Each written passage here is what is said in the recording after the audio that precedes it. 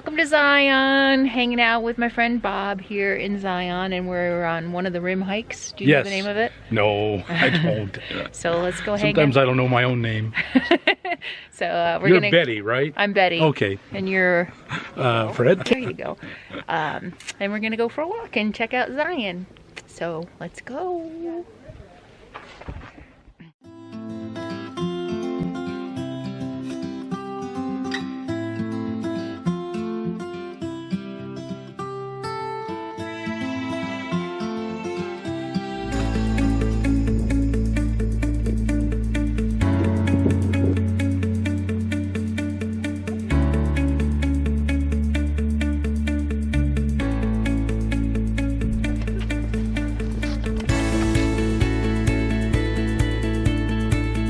Hey Bob, wave.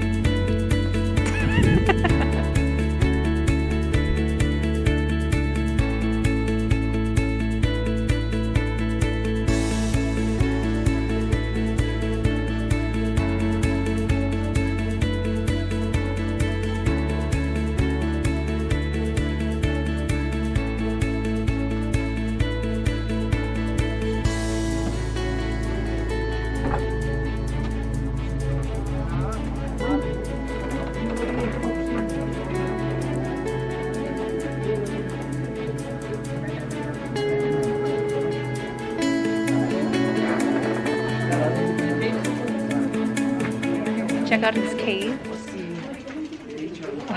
Okay.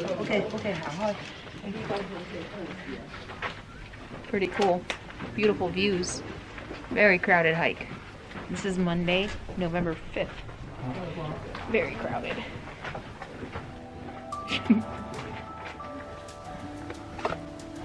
That was probably a world famous photographer giving us photography tips and we didn't know it.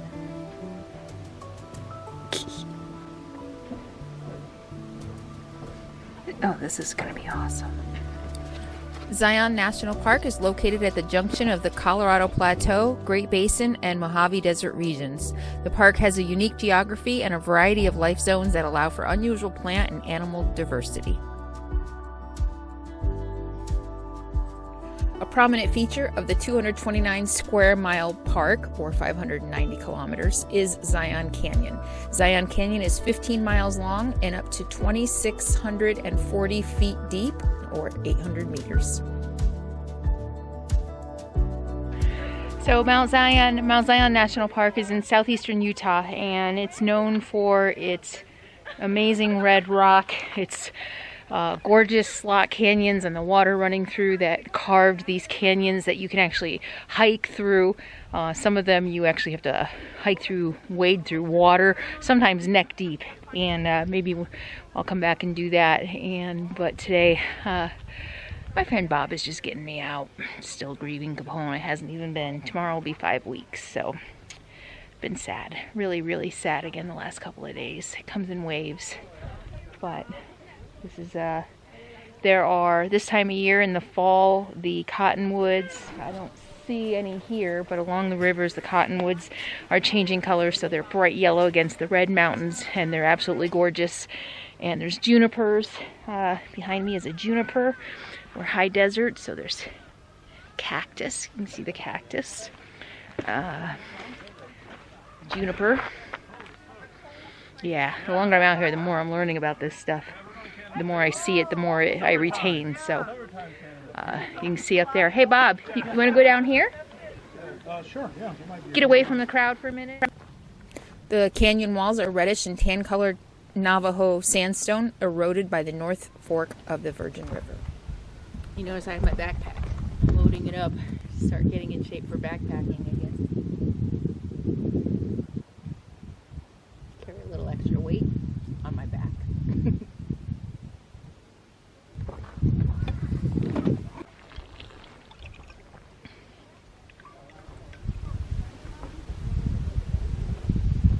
Human habitation of the area started about 8,000 years ago with small family groups of Native Americans, one of which is the semi-nomadic basket maker Anasazi.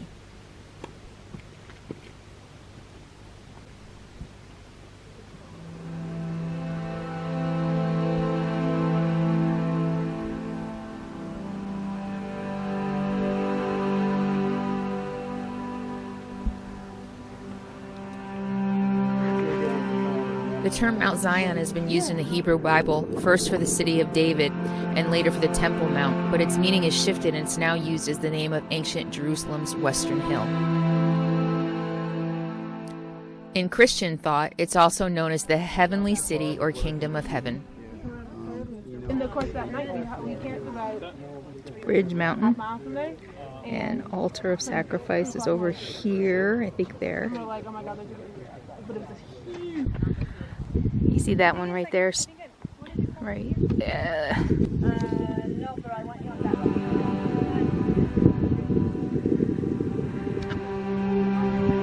An altar of sacrifice right there with the red streak down it. And then that one over there is the streaked wall, that's called.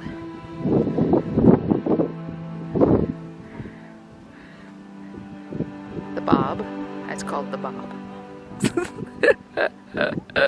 Ancient man with big camera. That guy, you mean? Oh, stop.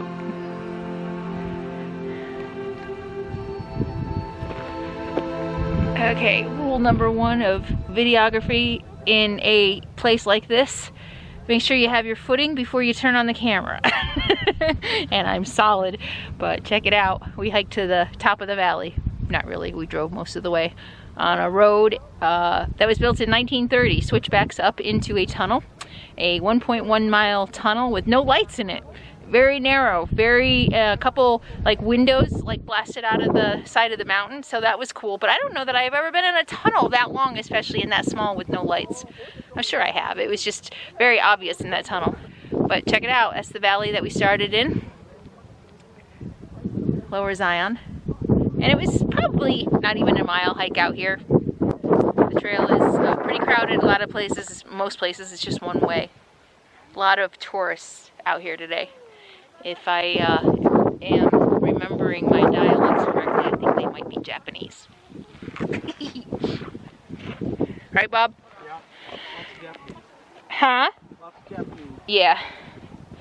I can't remember. I learned how to say thank you in Japanese in one of my videos and I forgot. Bob, you're scaring me. Look at me. I'm alive again. I cannot fall away. How many of you knew Bob was such a daredevil madman? Look at him. I know, from up here it probably looks a lot scarier. It's all.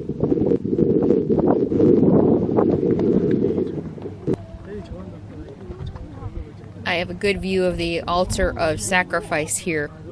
And the altar is prominent in the Bible as God's table, a sacred place for sacrifices and gifts offered up to God. The word altar comes from the Latin altarium, meaning high, and also from the Latin for adalere, which means to ritually burn or sacrifice, which suggests its early purpose as detailed in the Bible. A sacred place for sacrifices and gifts. Interesting.